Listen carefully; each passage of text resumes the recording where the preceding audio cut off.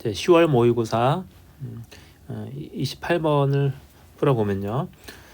최고차항 계수가 1인 이차함수 fx에 대하여 항상 양수다. 그리고 gx가 정의되어 있죠.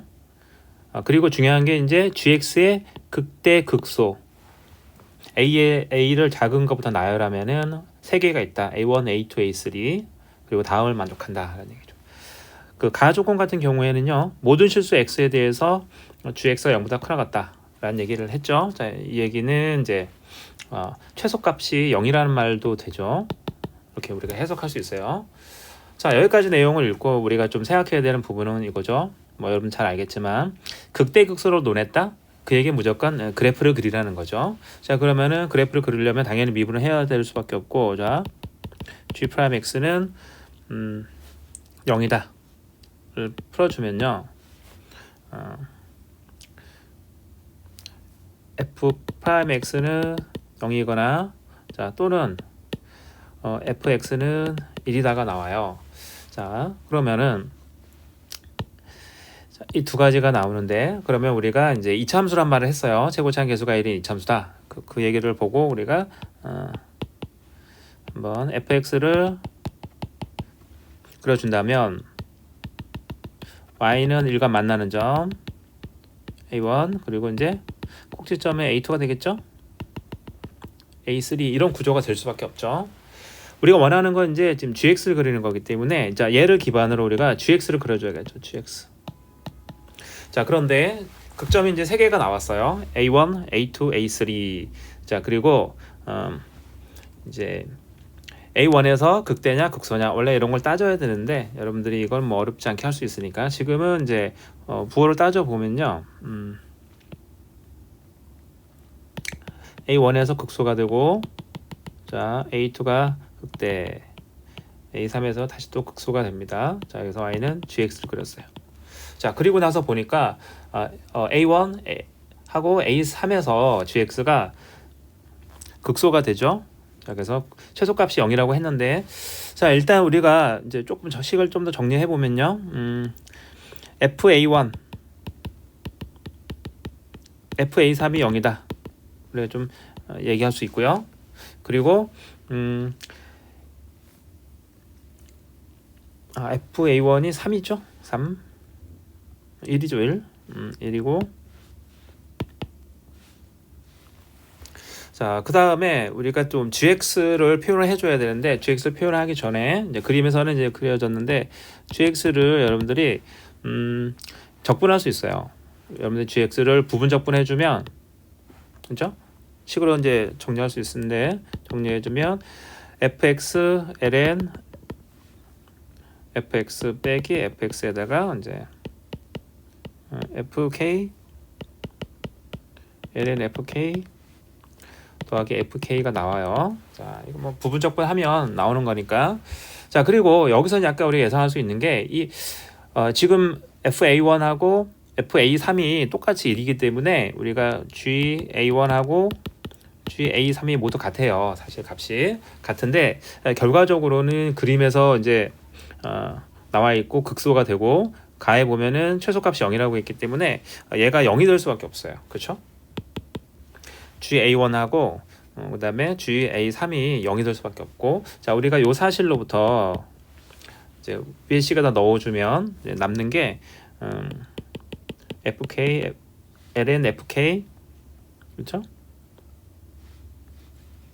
자, LN, FK 빼기 FK는 마이너스이다 라는 이제 결론에 이제 도달하게 되죠. 1번 조건에 의해서 나옵니다. 자, 그러면 이제 이걸로부터 우리가 gx를 이제 좀 표현할 수 있어요. 자, gx가 뭐냐? fx ln fx 빼기 fx인데, 이제 k 관련된 부분은 이제 아까 위에서 마이너스였기 때문에 얘를 이제 부호만 바꿔주면 플러스 1이 됩니다. 자, 이렇게 우리가 fx를 좀 표현했죠. 자, fx가 이렇게 표현돼요. 근데 이제 이 식을 자세히 보고 이 식하고 이제 나를 비교해 보면 뭔가 비슷하죠.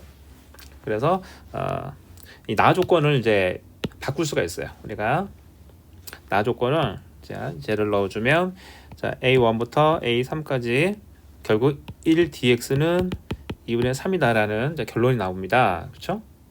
그래서 이 사실로부터 적분해주면 A3 빼기 A1은 2분의 3이다 라고 우리가 조건을 이제 생각할 수 있겠죠.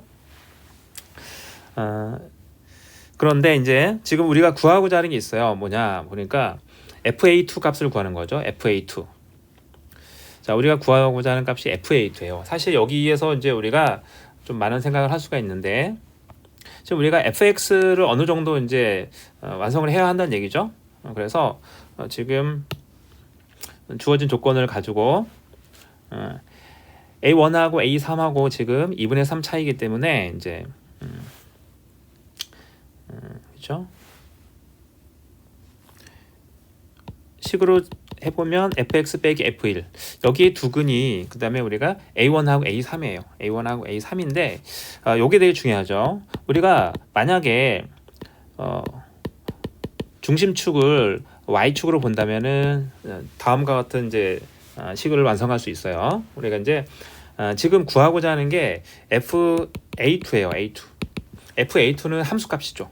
그래서 x축으로 평행이동에 의해서 값이 변하지 않기 때문에 여러분들이 지금처럼 축을 y축 중심축을 y축으로 놓고 식을 써주면 훨씬 더 이제 문제가 좀 쉽게 되겠죠. 그래서 이런 경우에 우리가 좀 쉽게 문제를 풀 수 있는 이제 여건이 되고, 그 다음에 결국 이제 F0이 되겠죠. F0이 되고 F0을 계산해주면 이제 16분의 7이 된다라고 할 수 있습니다. 그래서 이 문제의 풀이를 여러분들이 좀 조심해야 되는 게 뭐 되게 전체적으로 보면은 보편적인 형태의 문제가 돼요. 이제 그래프 그린 다음에 그렇죠? 그래프 그리고 gx를 설정한 다음에 마지막에 이제 fx를 구하는 건데, 여기서 제일 중요한 부분은 뭐냐면 여러분들이 마지막에 설정할 때 자 a3하고 a1하고 차이가 2분의 3이다. 결국 이제 우리가 이걸로부터 이제 fx 완성해야 되는데, 완성을 할 때 이제 지금처럼 y축이 중심축이 되도록 잡아줘도 괜찮다. 왜냐하면 함수값을 구하는 거기 때문에 영향을 미치지 않는다는 거죠. 사실 이게 이제 엄청 중요합니다. 우리가 적분 같은 이제 형태의 값을 구할 때도 마찬가지인데, 이제 정적분은 y축 방향을 평행이동에 의해서 값이 변하지 않죠. 그래서 여러분들이 자 정적분 값을 구할 때 또는 함수값을 구할 때, 그렇죠?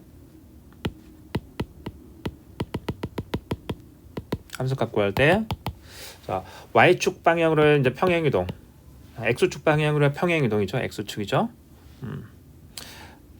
x축 방향으로의 평행이동에 의해서